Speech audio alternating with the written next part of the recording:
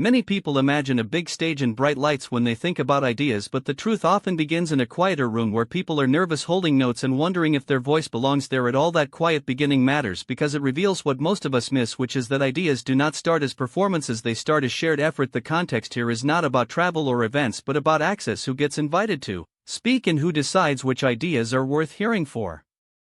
Many years public platforms have felt distant, like something reserved for a small circle, but when the search for ideas moves across cities and countries, something shifts. The door opens wider and suddenly the question is not who was famous but who has lived something real in everyday life. We see this difference when meetings invite real input instead of polished answers, or when classrooms reward curiosity instead of confidence. The first surface insight is about exposure. Seeing ideas live feels different from watching them later because the room holds emotion. You can feel fear, courage, joy, and relief moving between people. When someone speaks in front of others, their voice carries the weight of preparation and vulnerability. This is why live moments feel powerful. They remind us that ideas are carried by humans, not screens. In daily life, we experience this when a friend tells a story face to face instead of sending a message. The same words land deeper because presence adds meaning, but staying at the surface of inspiration is not enough to understand what is really happening. Under that surface sits a hidden assumption that only polished voices matter. We often believe that great ideas must arrive fully formed, confident, and smooth. This belief keeps many people silent because they are still learning, shaping, and doubting. The rehearsal space challenges that assumption. It shows that ideas improve through feedback, kindness, and patience.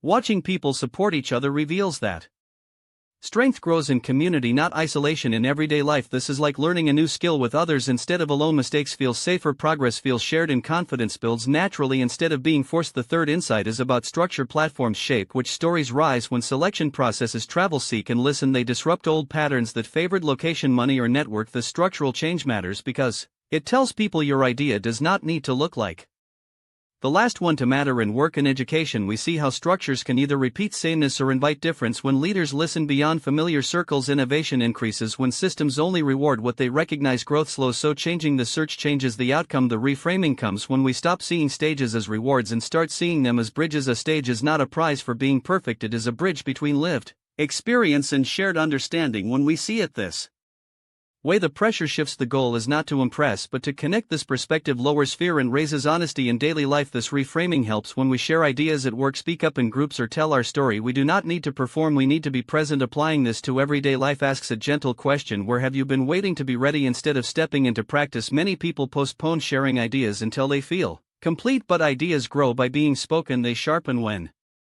questioned, they soften when supported. This is true in families, communities, and teams. The optional deepening comes when we notice the joy that appears when people feel seen. That joy is not about applause, it is about recognition. It is the feeling of being heard without having to prove worth. Over time, this creates courage not just for speakers but for listeners. Listening becomes active and generous. It becomes a skill that changes rooms. As we sit with this process, it becomes clear that the future of ideas is not about bigger stages but about better rooms where people prepare together, challenge each other kindly, and celebrate effort, not just outcome. This kind of future feels human because it values emotion, learning, and connection. It reminds us that ideas travel best when carried by care. So as you think about the ideas you hold and the rooms you enter, the quiet question to consider is: where could you choose participation over perfection and let your idea grow in the presence of others?